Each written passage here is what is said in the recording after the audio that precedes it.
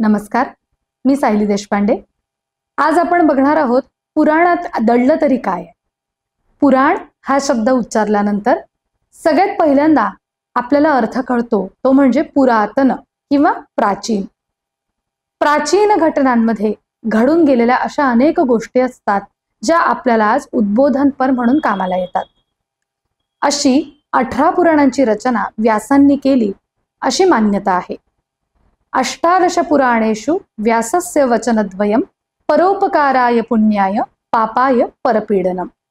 या 18 पुराणांची रचना करणाऱ्या व्यासांनी पुराणांमधून आपल्याला काय उद्बोधन केलंय तर ते म्हणतात परोपकाराय पुण्याय। दुसऱ्यावर परोपकार करणे यासारखं पुण्य नाही आणि दुसऱ्याला त्रास होईल असं वागणे यासारखं मोठं पाप नाही। हाच संदेश अनाहूतपणे पुराणांमध्ये सुद्धा आपल्याला येताना दिसतो।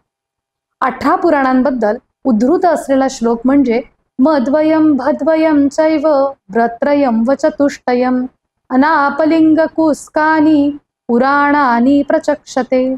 अशी 18 पुराणांची रचना असलेल्या या मोठ्या सामग्रीमध्ये प्रत्येक पुराणाचं महत्त्व हे अतिशय वेगळं आणि महत्त्वपूर्ण आहे। अग्निपुराणांपासून पुराणांच्या शृंखलेला सुरुवात होते तर भागवत पुराणापर्यंत सुद्धा ही शृंखला आपल्याला जाताना दिसते। उदाहरणार्थ आज आपण जी व्रतवैकल्य करतो, आज आपण ज्या कथा आख्यायिका ऐकतो, या सगळ्यांची नोंद पुराणांमध्ये आधीच घेतलेली आहे।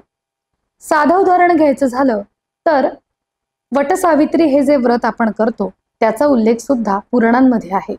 शकुंतला दुष्यंत यांची प्रेमकथा सुद्धा पुराणांमध्ये असलेली दिसून येते। भागवत पुराण हे तरच मोठ्या प्रमाणामध्ये जनसामान्यांमध्ये रुची पावलेलं पुराण आपल्याला दिसून येतं।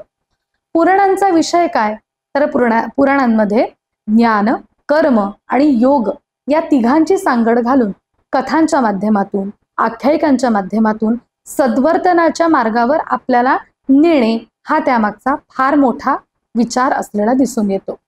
याच पुराणांमध्ये बऱ्याच रचना, याच पुराणांमध्ये एका कथेच्या अनुषंगाने आलेल्या अनेक उपकथा, अशा कथांचा सागरच आपल्याला पुराणात दिसून येतो। या पुराणांचं अध्ययन करत असताना प्राचीन संस्कृतीचा, प्राचीन परंपरेचा अभ्यास करणं, त्याचं जतन करणं ही आपली जबाबदारी आहे याची जाणीव सुद्धा आपल्याला होते। आणि पुराणं ही निश्चितपणे नावातनं जरी प्राचीन असली तरी सुद्धा आजही आपल्याला ती नवीन मार्गावर उत्तम पद्धतीने चालायला प्रवृत्त करतात, हे मात्र निश्चित।